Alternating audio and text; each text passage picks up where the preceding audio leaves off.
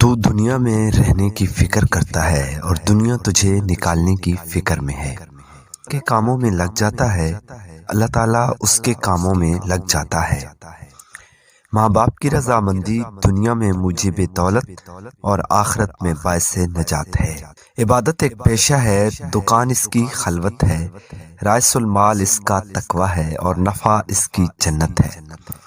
توبہ بوڑھے سے خوب ہے لیکن جوان سے خوب تر ہے۔ جس پر نصیحت اثر نہ کرے وہ سمجھ لے کہ میرا دل ایمان سے خالی ہے۔ بدبخت وہ شخص ہے کہ خود تو مر جائے لیکن اس کا گناہ نہ مرے۔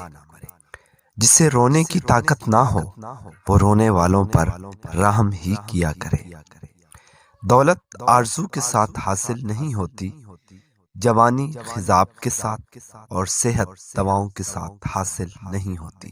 انسان ضعیف ہے، تعجب ہے کہ وہ کیوں خدائے قوی کی نافرمانی کرتا ہے۔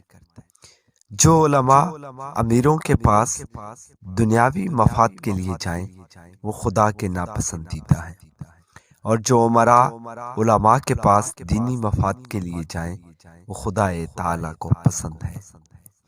قبر ایک تاریکی ہے اور اس کے لیے روشنی لا الہ الا اللہ ہے۔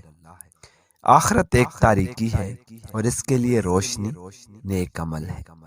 گناہ ایک تاریکی ہے اور اس کے لیے روشنی توبہ ہے۔ جزاک اللہ۔